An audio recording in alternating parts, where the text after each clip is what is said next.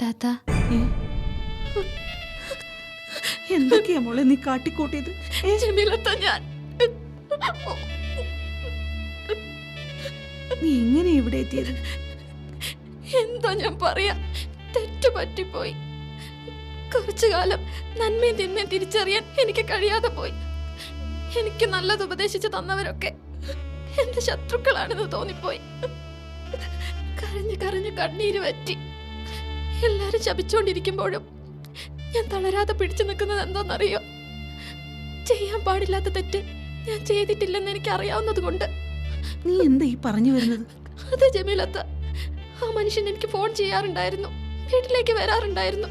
പക്ഷെ ഇന്ന് വരെ എന്നെ ഒന്ന് തൊടാനുള്ള അവസരം ഞാൻ ഉണ്ടാക്കിയിട്ടില്ല. അത് എന്റെ ഒരു ഗുണമായി കാണണ്ട. ഒന്നുകിൽ ആരുടെയൊക്കെയോ പ്രാർത്ഥനയുടെ ഫലം, അല്ലെങ്കിൽ മനസ്സിന്റെ ഉള്ളിൽ അബ്ബാസ് കയോടുള്ള സ്നേഹം കാരണം